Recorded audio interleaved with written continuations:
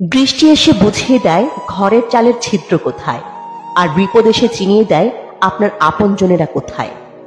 আমি আর কিছু শিখি বা না শিখি, তবে একটা জিনিস খুব ভালোভাবে শিখেছি, চাইলেই কারো আপন হওয়া যায় না। টাকা পয়সাকে বানানো হয়েছিল ব্যবহার করার জন্য, আর মানুষকে সৃষ্টি করা হয়েছিল ভালোবাসার জন্য। অথচ মানুষ টাকাকে ভালোবাসে আর মানুষকে ব্যবহার করে। তুমি বদলে গেছো, তাতে আমার কোনো দুঃখ নেই। আমি আমার বিশ্বাসের জন্য লজ্জিত। মিশুক হয়ে বুঝলাম নিজের আত্মসম্মান থাকা দরকার। সহজে সবার সাথে মিশলে মানুষ সস্তা ভাবে। যদি কখনো বুঝতে পারেন কারো লাইফে থাকা আর না থাকা একই ব্যাপার, তাহলে সেখান থেকে সরে আসাটা আপনার জন্য ভালো। কারো পছন্দ হওয়াটা সহজ, কিন্তু সারা জীবন কারো পছন্দ হয়ে থাকাটা খুব কঠিন। হ্যাঁ, আমি একা থাকতে পছন্দ করি। সময়ের সাথে সাথে আমি মানুষ চিনতে শিখে গেছি। একসময় যাদেরকে নিজের কাছের মনে করতাম, তারাই বুঝিয়ে দিয়েছে যে কাছের বলতে কেউ হয় না।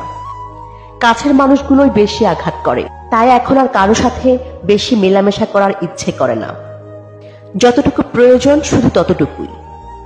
সবাই বলে সময় গেলে সম্পর্ক বাঁচে।